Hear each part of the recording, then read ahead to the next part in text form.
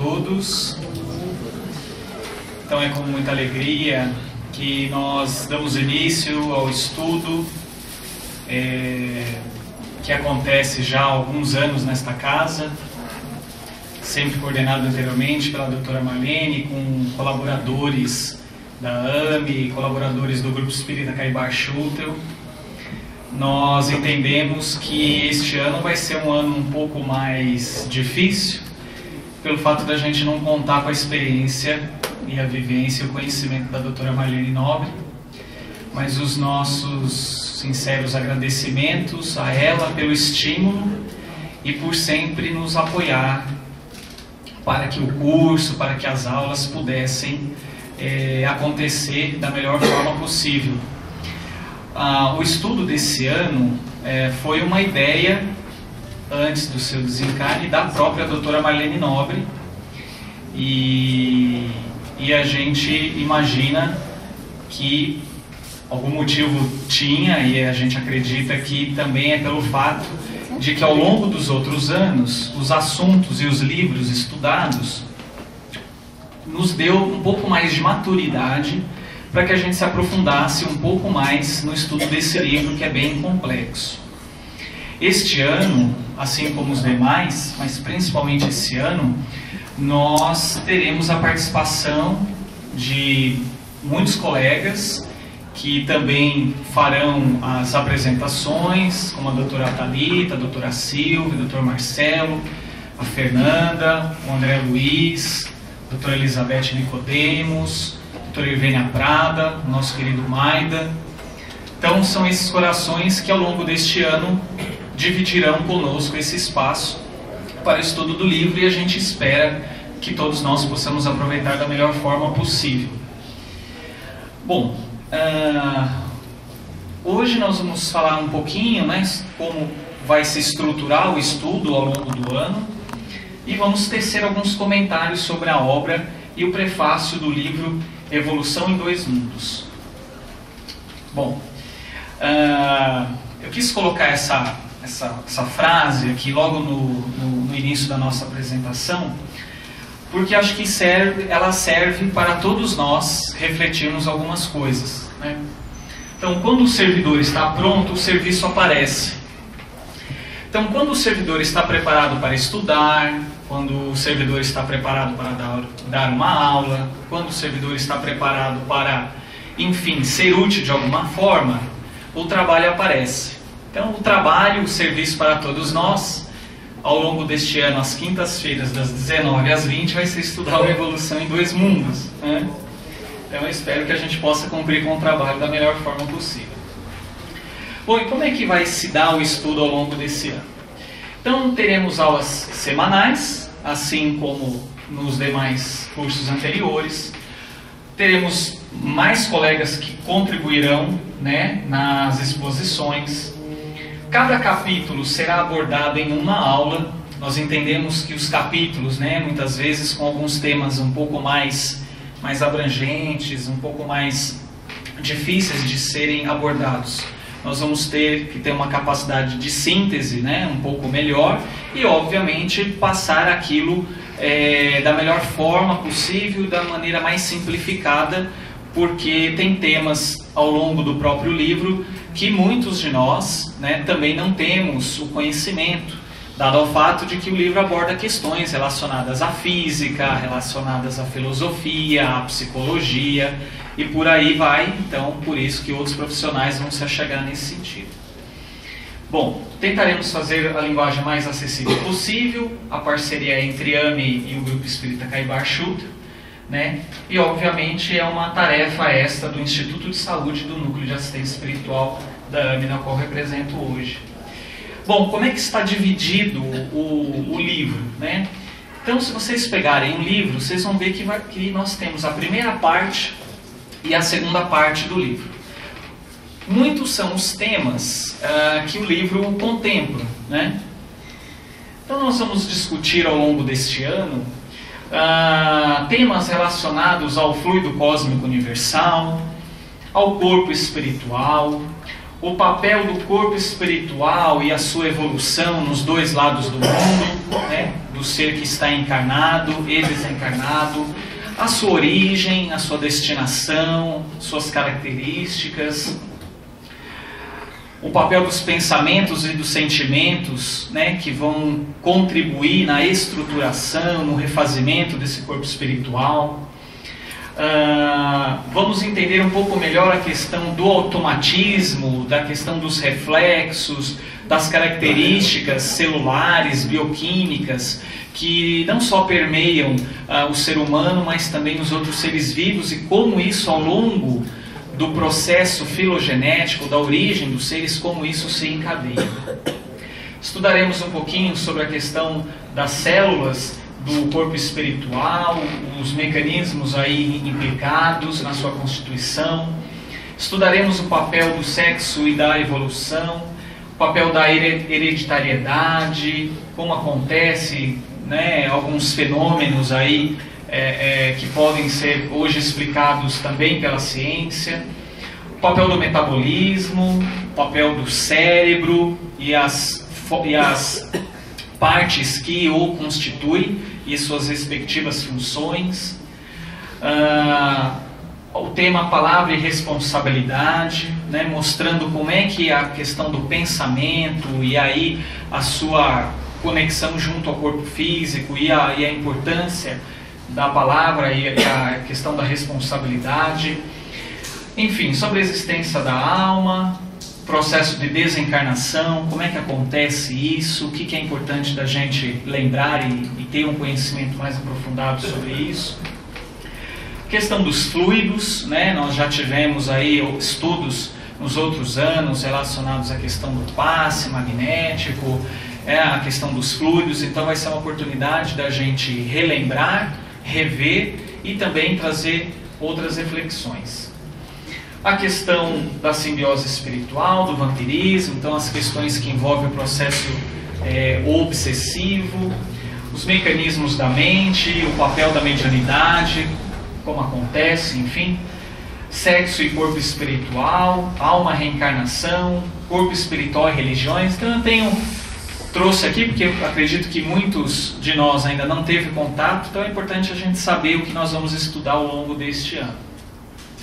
E a segunda parte, uma parte um pouco mais, não vou dizer simples, mas assim, do ponto de vista de estudo e tamanho em relação aos capítulos, é uma parte um pouco mais simples nesse sentido, onde através de perguntas e simples respostas que acabam virando um comentário, isso também vai nos permitir uma elucidação melhor sobre a questão da alimentação dos desencarnados, né, em decorrência da postura mental e da condição de cada um, como se dá o papel da linguagem, corpo espiritual e volitação, as linhas morfológicas dos desencarnados. Aí obviamente nós vamos entrar e reforçar o entendimento sobre a questão do perispírito e sua constituição, a apresentação dos desencarnados, justiça na espiritualidade, vida social nos desencarnados, matrimônio e divórcio, separação entre cônjuges espirituais, disciplina afetiva, conduta afetiva, diferenciação dos sexos, gestação frustrada, questão do aborto, do passe magnético, enfim, vários temas. Então a gente espera que vai ser um ano riquíssimo aí para os nossos conhecimentos. Bom, alguma pergunta até agora, alguma colocação? Quem já fez o estudo desse livro em algum momento, levanta a mão. Estudo tá, não, então vamos já fazer leu, assim, né? quem é que já leu o livro, levanta a mão. Bastante gente. Quem que já estudou o livro? Aí já diminuiu aí o Ibope, né? Bom. Quem já não entendeu o livro. Oi? Quem não? Quem não entendeu. Quem não entendeu o livro. Isso. Muito bem. A gente espera facilitar um pouquinho a compreensão. Bom, na introdução do livro, Evolução em Dois Mundos, é importante destacar que esse livro, na verdade, ele foi, vamos voltar aqui, o livro foi resultado da psicografia do Chico Xavier e do Valdo Vieira, né? Mensagens dadas através do espírito de André Luiz, E esses dois médiuns receberam mediunicamente, em 1958, o livro Evolução em Dois Mundos, né? O Chico Xavier, ele recebia os capítulos ímpares, né, aos domingos, na cidade de Pedro Leopoldo, em Minas Gerais.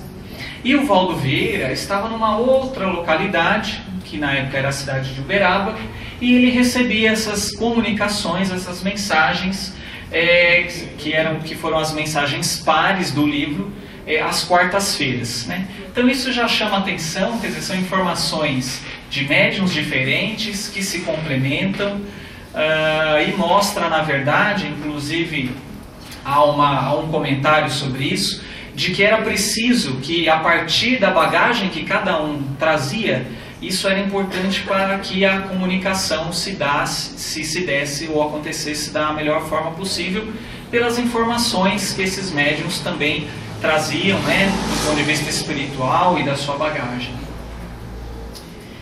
Bom, sobre os assuntos tratados nesse livro, é interessante destacar o seguinte, né, inclusive o próprio Emmanuel que coloca esses comentários no início do livro, de que o André Luiz, ele não se ateve somente a trazer informações sobre o corpo espiritual, ou perispírito, ou psicossoma, sobre sua natureza, sua constituição, sua fisiologia, sua evolução, suas relações com o corpo físico e sua situação em relação aos outros animais. Não foi bem isso que André Luiz quis trazer, embora ele os trouxe. André Luiz chama a atenção, principalmente, para as questões das harmonias ou desarmonias que podem surgir no corpo espiritual, no perispírito, dependendo do tipo de vida que o espírito leva em sua caminhada evolutiva. Portanto, meus caros, a gente precisa entender o estudo desse livro como uma oportunidade de autoevangelização. Olha só que bacana, né? Por quê? Porque nós vamos ter conhecimentos que, na verdade, vão nos chamar a atenção sobre a importância, por exemplo, da renovação dos nossos pensamentos, de entender um pouco melhor a questão da lei de causa e efeito nas chamadas desarmonias, ou como nós podemos utilizar essas diretivas para a busca do nosso melhoramento. Então isso tem tudo a ver com o autoconhecimento, com a autoevangelização. Então o estudo desse livro, ele nos convida a isso, né? Bom, algumas dificuldades todos nós teremos, tanto aqueles que falam aqui na frente, quanto vocês que vão estar estudando junto conosco. Então, a própria natureza do assunto, né? Tem muitos temas que a gente não tem a menor ideia por onde começar, de onde aquilo é tirado, né? Muitos de nós com formações diferentes, né? Do ponto de vista profissional, enfim. Então, obviamente, por isso a gente procurou agregar outras pessoas ao longo do estudo. Bom, há uma outra dificuldade é a variedade muito grande de informações que acabam por englobar praticamente todas as áreas do conhecimento. Então, aqueles diversos assuntos que eu comentei anteriormente. Ele é escrito com o emprego de períodos nos parágrafos, em cada capítulo, muito grandes, que dificultam o entendimento, como foi comentado aqui, e também fica um pouco cansativo. Então, portanto, aqueles que forem apresentar, ou quando nós formos estudar o livro, realmente é um livro que a gente tem que ter atenção. Às vezes a gente vai reter aquilo que é mais importante, vai ter coisas que a gente não vai conseguir, nesse momento talvez, explicar, mas acredito que isso vai ser bastante importante para todos nós. E, obviamente, o que é também nos colocado é a questão dos conceitos de vida e inteligência, né? Principalmente a questão da própria inteligência, o papel da mente, enfim, são coisas que nós temos muitas vezes dificuldade no ponto de vista de definição e de compreensão como isso acontece. E aí eu queria dar um exemplo aqui para vocês, na verdade, onde nós vamos nos utilizar até como fonte bibliográfica, fiquei sabendo que, na verdade, esse livro já está esgotado há algum tempo, né? Então, acredito que vai ser difícil a aquisição do mesmo. Mas é um estudo que foi feito pelo Dr. Paulo Berzotti. Ele é neuropediatra e psicólogo, atua hoje em Campinas, mora em Campinas. E ele, junto com outros colegas, eles fizeram um estudo lá pela época de 1987, né? Há mais de 20 anos aí. E acabou resultando no Boletim Médico Espírita número 5, né? Foi o ciclo de estudos sobre a obra Evolução em Dois Mundos. Isso foi bem interessante da gente ter esse acesso. Depois eu vou passar para os demais colegas que vão apresentar, né, para que possam utilizar também.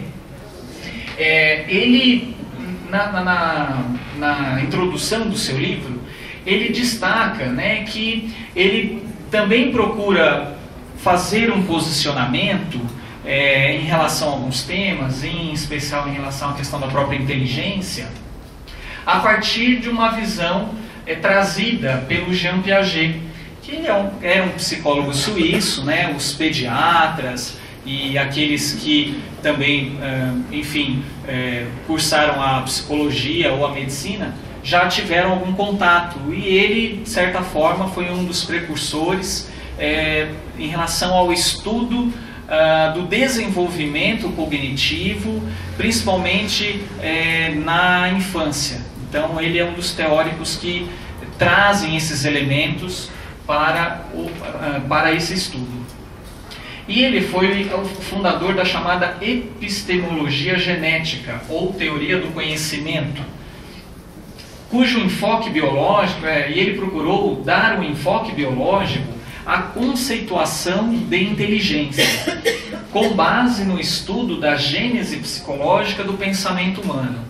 E é bem interessante o pensamento dele, porque para Piaget o conhecimento é gerado através de uma interação do sujeito, da pessoa, com o seu meio onde vive, né, o meio ambiente, a criação, os fatores ambientais aos quais ele sofre interferência, e a partir de estruturas existentes no sujeito, mas ele dá ênfase maior e ele pensa que essas estruturas existentes no sujeito teriam uma preponderância maior no desenvolvimento da inteligência, do desenvolvimento cognitivo do ser humano. Assim sendo, a aquisição de conhecimentos depende tanto das estruturas cognitivas do sujeito, como de sua relação com os objetos. Então, isso vai ser interessante porque ao longo do estudo do livro nós vamos começar a entender um pouco melhor como é que se dá o desenvolvimento cognitivo, como é que se dá o raciocínio, né? E as conclusões por conseguinte. Então, a aquisição de conhecimento só ocorre mediante a consolidação das estruturas de pensamento. Então, é a partir daquilo que nós vamos adquirindo e vivenciando é que nós vamos consolidando e, por conseguinte, se adaptando na vida presente ou naquele momento da nossa fase da vida. E, portanto, sempre se dá após a consolidação do esquema que a suporta, da mesma forma que a passagem de um estágio a outro depende da consolidação e superação do anterior. Ou seja, muitas vezes a gente tem a dificuldade de ter a aquisição de algum conhecimento, e aí eu vou transpor um pouquinho para a questão evangélica. Nós temos muitas vezes a dificuldade de se adaptar ou se moralizar em decorrência daquilo que trazemos na nossa psique, daquilo que trazemos, aí ampliado pela visão espírita das reencarnações.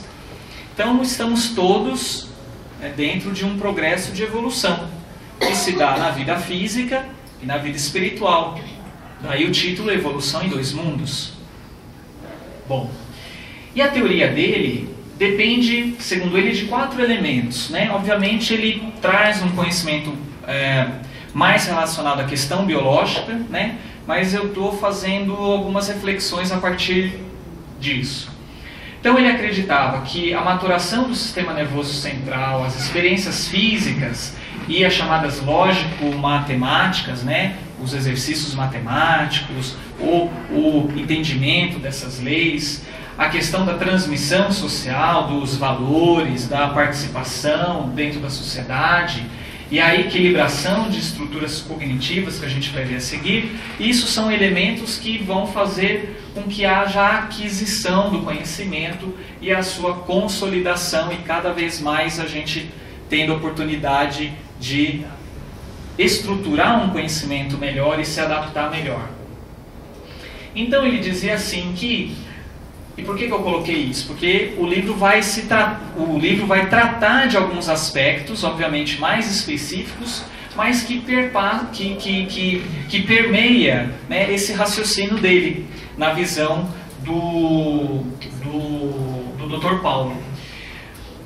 Então, os processos biológicos de morfogênese e adaptação ao meio onde nós estamos é a base para a estrutura anatômica e morfológica do organismo. Ou seja, existem questões aqui bioquímicas, né, de neurotransmissores, de substâncias, de neurônios, etc. tal, que vão determinar, que são a base para o conhecimento da estrutura anatômica do ser, do seu funcionamento, inclusive dos corpos sutis.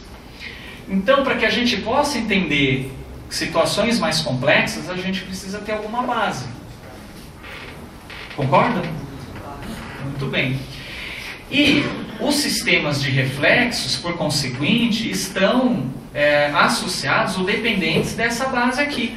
Por exemplo, quando a criança tem aquele reflexo de preensão, né, principalmente nos primeiros meses de vida, a gente encosta a mãozinha na palma da mão, a criança tem um reflexo apertar, não é isso? Ou o reflexo de sucção, né, você encosta a mãozinha e ele já busca, né, a sua mão. Então, são sistemas ditos reflexos que demandam um conhecimento da estrutura anatômica da boca, da questão do cérebro, das células, né, para que a gente possa compreender melhor. Assim como também os hábitos e as associações que permitem recombinar os hábitos entre si, quer dizer, que entra numa repetição, que entra num mecanismo, né, jamais de aderência àquele hábito, obviamente também vai depender de todos esses fatores aqui. E todos eles vão servir de base para o entendimento e o desenvolvimento da inteligência prática ou sensório-motora, que por conseguinte vão também servir de base para a inteligência verbal ou refletida que se apoia, né? Então, isso aqui ao longo do desenvolvimento do ser humano, do ponto de vista da encarnação, há uma sequência, segundo o Piaget, e a importância de se conhecer cada elemento e cada parte, né, desse desenvolvimento. Então ele dizia também o seguinte, que o desenvolvimento humano cognitivo, ele resulta de situações onde há um esquema antigo, quer dizer, há um conhecimento anterior, há uma bagagem anterior, e que isso muitas vezes, se nós pensarmos assim, bom, mas eu estou tendo uma ideia aqui de que se eu fizer tal coisa, se eu pensar dessa forma, parece que isso pode ser diferente.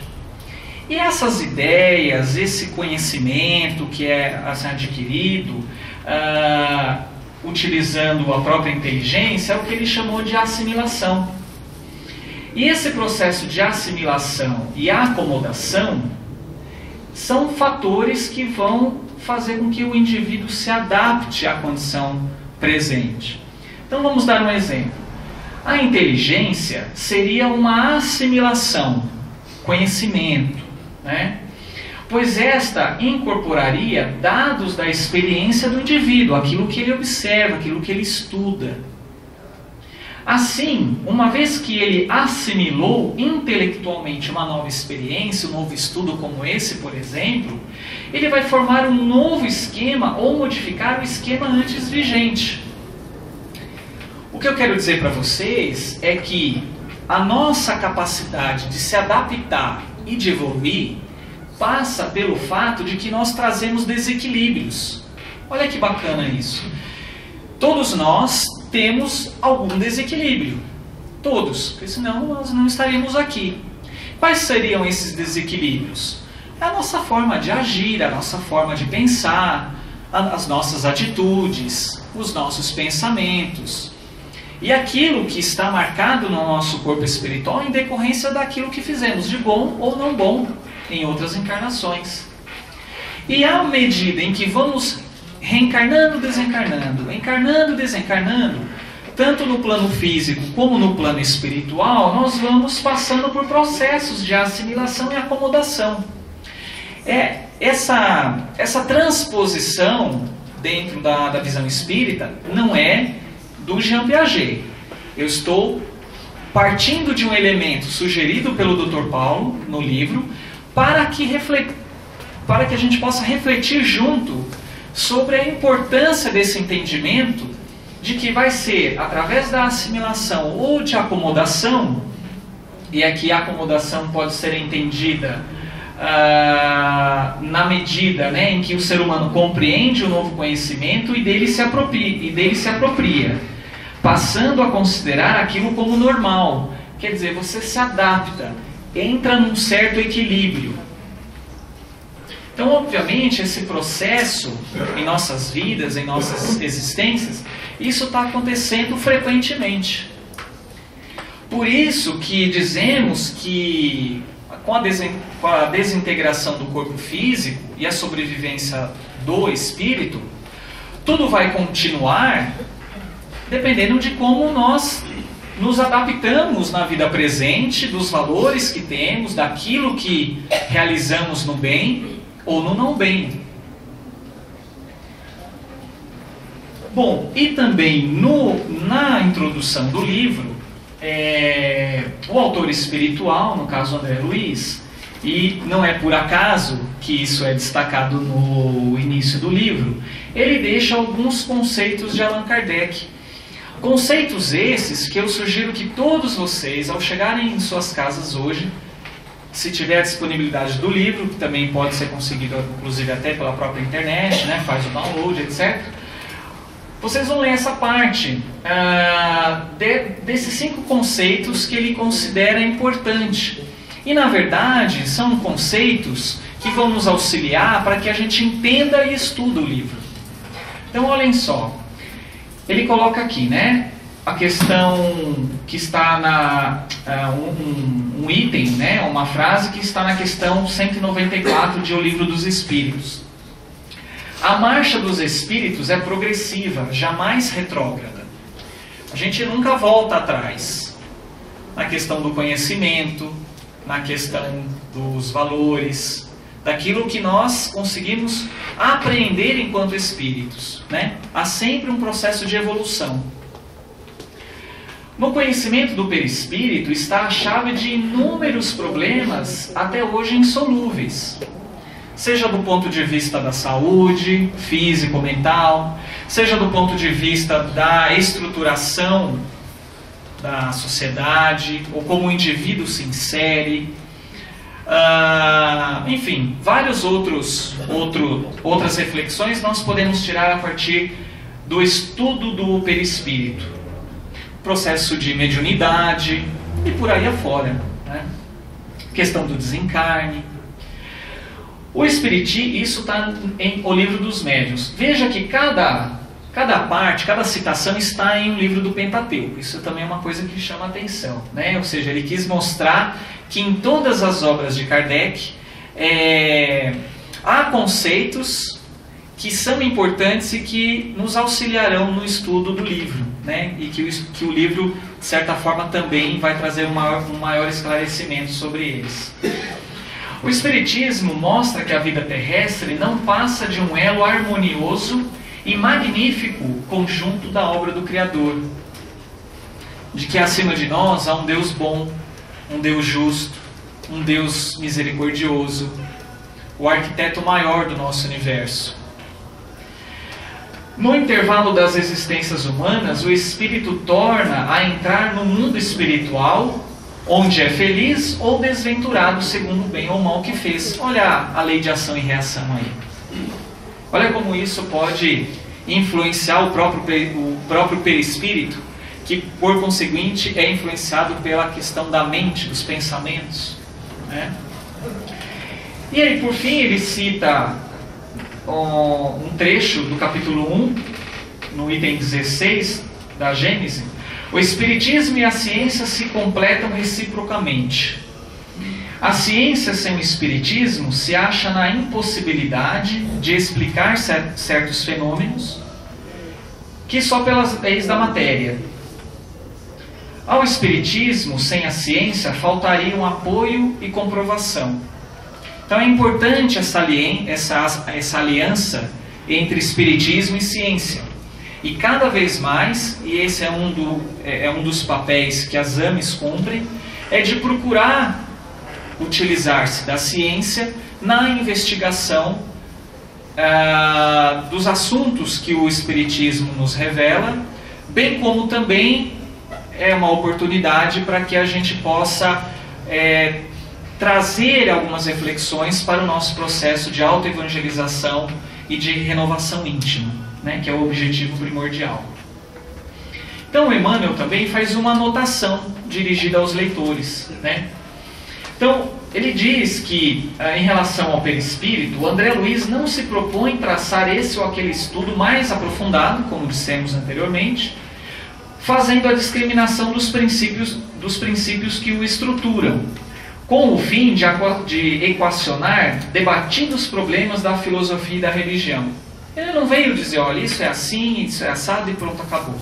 Muito pelo contrário. Também é preciso entender que essa questão do estudo do perispírito ou da sua denominação não se origina com a doutrina espírita, né? No Egito, por exemplo, no Egito Antigo, o perispírito era o Ka para os sacerdotes da época, né? Era a denominação. Na Grécia era chamado de Eidolon, na evocação das Sibilas. O Paracelso designava como corpo sidéreo, e não faz muito tempo foi nomeado como Somote nas investigações de Baraduc. Então, são exemplos, né, que ele trouxe de que essa questão do estudo do perispírito não é nada novo. Paulo de Tarso chamava como corpo espiritual, como todos nós sabemos. André Luiz, porém, busca apenas acordar, isso é Emmanuel falando, busca apenas acordar em nós a noção da imortalidade, principalmente destacando-a aos companheiros encarnados, qual forma viva da própria criatura humana, presidindo, com a orientação da mente, o dinamismo do casulo celular, em que o espírito viajor da eternidade, através das reencarnações e da ocupação e da habitação de diversos mundos, se demora por algum tempo na face da Terra, em trabalho evolutivo, quando não seja no duro labor da própria regeneração, né? na restituição dos seus débitos.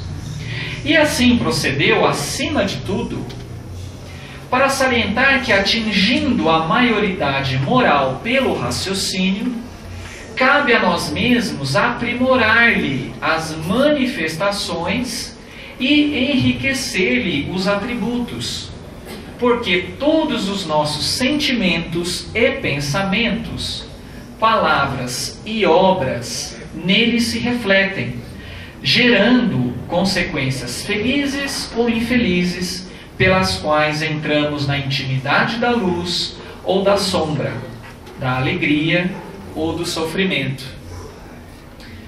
Então veja que, mais do que o conhecimento técnico em si, do perispírito, é essa reflexão que comentamos anteriormente.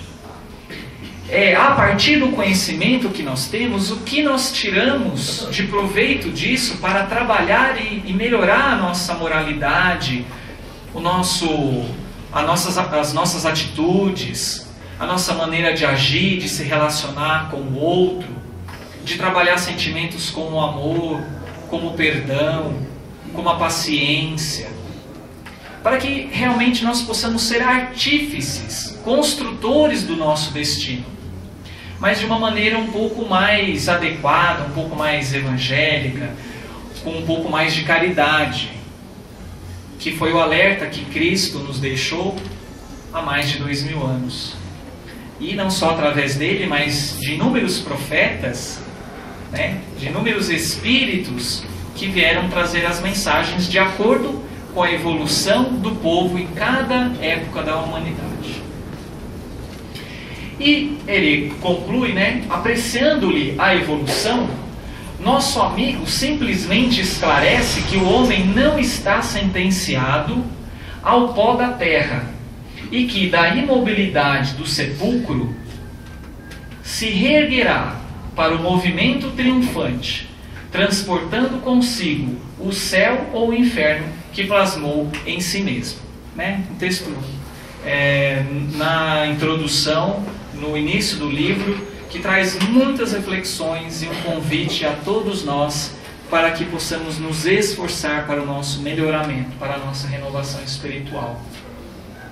E aí ele fala mais um pouquinho que o espírito responsável, renascendo no arcabouço das células físicas, é mergulhado na carne, assim qual a imagem na câmara escura de uma máquina fotográfica, recolhendo por seus atos nessa posição negativa, a parte negativa, né, do filme, todas as características que lhe expressarão a figura exata, no banho de reações químicas efetuados pela morte, de que extrai a soma de experiências para a sua apresentação positiva na realidade maior. Então aqui, ali não, a luz está ofuscando, mas isso aqui é um negativo, né? Faz tempo que muitos de nós não vemos isso, né? Nos tempos modernos de hoje, né? Uma coisa que a gente pegava, abria aquela fita enorme, né? Ficava olhando assim na luz, né? Então, a gente poderia fazer uma breve comparação, como se esse negativo aqui, ele fosse, por exemplo, a nossa vivência no corpo físico, onde nós deixamos as nossas marcas, temos os nossos registros imperfeitos, né? E, obviamente, a nossa passagem para o mundo espiritual nos dará a condição, obviamente, de enxergarmos a situação, ou a nós mesmos, e as nossas atitudes e as nossas ações, de uma maneira um pouco melhor. E a pergunta que deve ser feita por nós é: como é que nós vamos enxergar tudo isso depois? Como é que nós vamos enxergar as nossas vidas? Como é que nós vamos enxergar a nossa postura? Que tipo de valor, que tipo de sentimento que permeia o meu dia a dia? Como é que anda o meu sentimento de ligação com Deus? O sentimento de gratidão? Como é que está o meu enfrentamento frente às situações de dificuldade, os percalços que eu vivencio ao longo dos dias? São questões para todos nós refletirmos. E aí, ele ainda coloca, né, ele cita o apóstolo Paulo no versículo 44 do capítulo 15, na sua primeira epístola aos Coríntios, né, que Paulo deixou bem claro, né? Semeia-se corpo animal, ressuscitará corpo espiritual. Se há corpo animal, em diversos segmentos, né, na escala filogenética, há também o corpo espiritual. Então, o desenvolvimento do perispírito, ele se dá dos dois lados. Enquanto o ser está desse lado da vida ou do outro lado. E assim como também ele vai se desenvolvendo ao longo também dos outros seres e de outras escalas da vida. Passando pelos minerais, vegetais e por aí vai. Bom, o verbo semear, então, nos dá a ideia da evolução filogenética do ser e dentro dela o corpo físico e o corpo espiritual como veículos da mente em sua peregrinação ascensional para Deus. Então, Paulo já nos trouxe uma reflexão disso há muito tempo. E é para semelhante verdade, conclui Bueno, que André Luiz nos convida à atenção, a fim de que por nossa conduta reta de hoje possamos encontrar a felicidade pura e sublime ao sol de amanhã. Bom, eu gostaria de ler acredito que se eu colocasse algumas palavras ou alguns temas, ou alguns trechos, eu acho que o raciocínio, a ideia e a vibração daquilo que foi exposto pelo André Luiz como nota ao leitor ficaria prejudicado. Então, como temos alguns bons minutos, eu vou ler para que todos possam refletir um pouquinho sobre as palavras dele.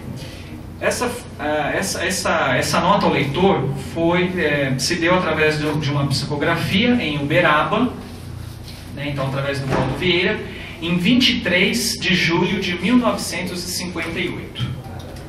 E a nota é a seguinte: ajustadas a supremo conforto, no oceano das facilidades materiais, não se forram, não se protegem ou se poupam as criaturas humanas contra os pesares da solidão e da angústia.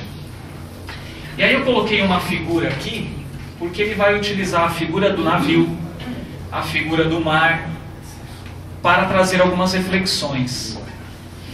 Nesse navio prodigioso, a que chamamos civilização, estruturado em largueza de conhecimento e primor de técnica, de estrutura, de conhecimento, de desenvolvimento, instalam-se os homens.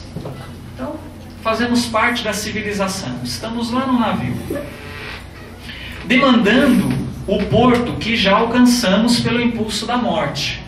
O porto é a vida espiritual.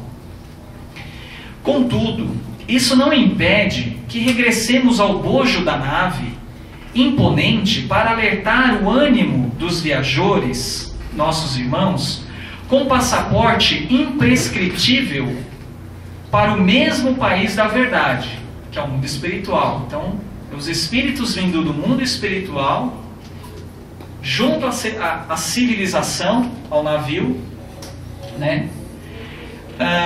Já que vai ser o destino de todos nós. E que nos espera, quanto ontem nos aguardava os espíritos, André Luiz, por exemplo.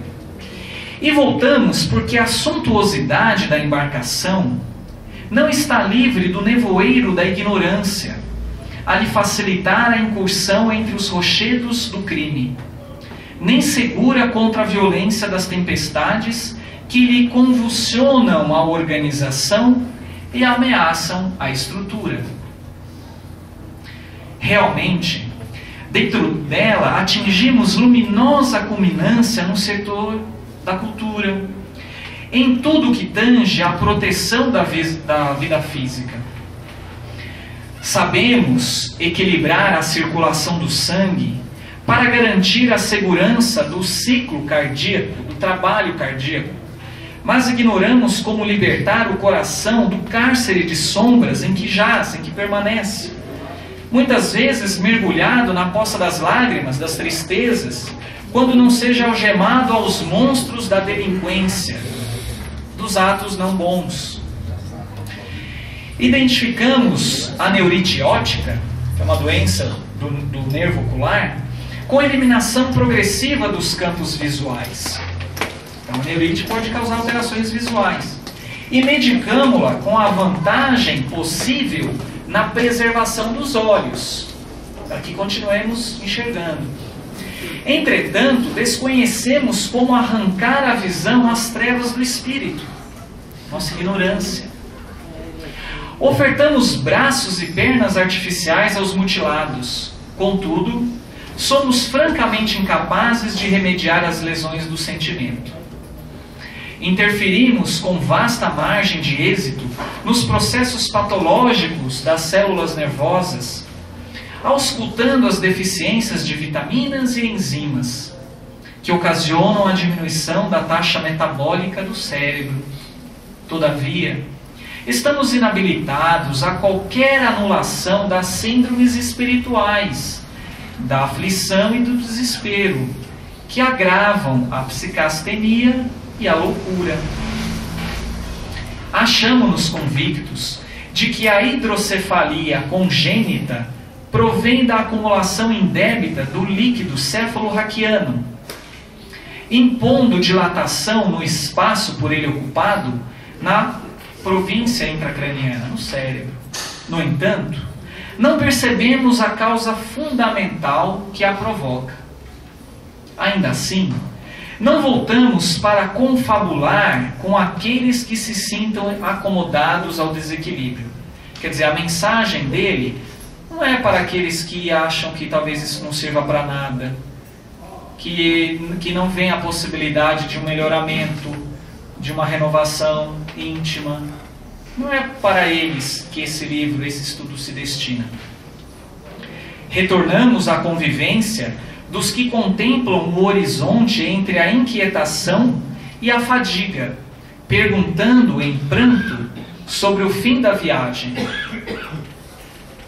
De espírito voltado para eles, os torturados do coração e da inteligência, aspiramos a escrever um livro simples sobre a evolução da alma nos dois planos, interligados no berço e no túmulo, nos quais se nos entretece a senda para Deus. Notas em que o despretensioso médico desencarnado que somos, ele está falando dele, tomando para alicerce de suas observações o material básico já conquistado pela própria ciência terrestre, material por vezes colhido em obras de respeitáveis estudiosos, pudesse algo dizer do corpo espiritual, em cujas células sutis a nossa própria vontade situa as causas de nosso destino sobre a Terra. Páginas em que conseguíssemos aliar o conceito rígido da ciência, compreensivelmente armada contra todas as afirmações que não possa esposar pela experimentação fria, e a mensagem consoladora do Evangelho de Jesus Cristo, de que o Espiritismo contemporâneo se faz o mais alto representante na atualidade do mundo.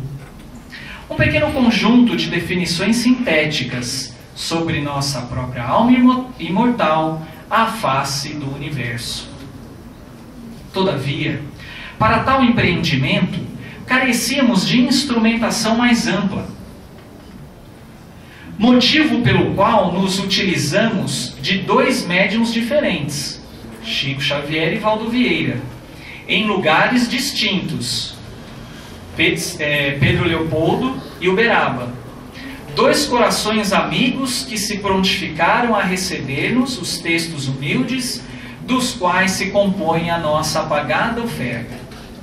Foi assim, meu amigo, que este livro nasceu por mensagem de irmão aos irmãos que lutam e que choram. Se não sentes o frio da noite sobre o revolto mar das provações humanas, entorpecido na ilusão que te faz escarnecer da própria verdade, nossa lembrança em tuas mãos traz errado endereço.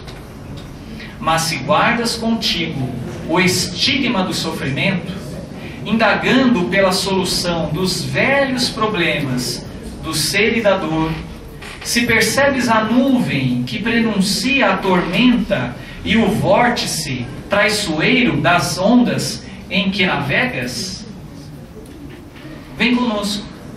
Estudemos a rota de nossa multimilenária romagem no tempo, para sentirmos o calor da flama de nosso próprio espírito, a palpitar e morredouro na eternidade, e acendendo o lume da esperança. Perceberemos juntos, em exaltação de alegria, que Deus, o Pai de infinita bondade, nos traçou a divina destinação para além das estrelas. Acho que não tem nenhum comentário a fazer, na verdade, né? Eu acho que, eu espero, né, que todos nós, de certa forma, nos consideremos ainda os torturados do coração e da inteligência, né? Porque o livro e a mensagem se destina a esses. E de certa forma, a gente espera que ao longo desse estudo nós possamos trazer para dentro dos nossos espíritos, para dentro de nossas consciências, para dentro de nossas consciências a mensagem evangélica do Cristo, que toca os nossos corações, as nossas almas, na busca do nosso refazimento íntimo, na busca de sermos mais abertos e humildes de coração, para acolhermos os inúmeros corações que nos amparam e que nos são apresentados para que continuemos seguindo na seara do Cristo.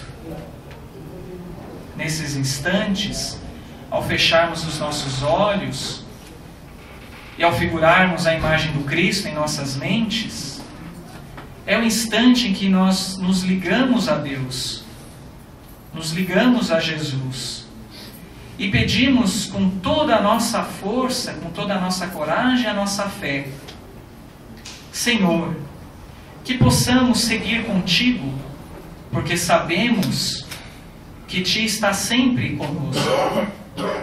Que possamos nos religar à Tua mensagem, para que possamos caminhar rumo à angelitude, refazendo a nossa maneira de ser, a nossa maneira de pensar. Que possamos sim navegar nas águas tranquilas, mas também que possamos encontrar nas tempestades, nos dissabores e nas adversidades, grandes oportunidades de aprendizado e de serviço, Senhor. Tu, que encarnaste simples numa manjedoura, que tivestes as situações no campo físico mais apequenadas, mostrou para nós, através da grandeza do Teu Espírito, o quanto todos nós podemos ser luzes nesta humanidade que caminha neste navio chamado civilização planetária, que não envolve somente nós, seres encarnados, mas aqueles também que já passaram para o outro lado da vida. E é dessa forma, Senhor, que unimos os nossos pensamentos a Ti e pedimos a força, a coragem e a fé, para que sigamos nessa trajetória de amor e de renovação.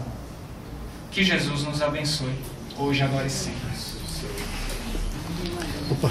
Só um minutinho.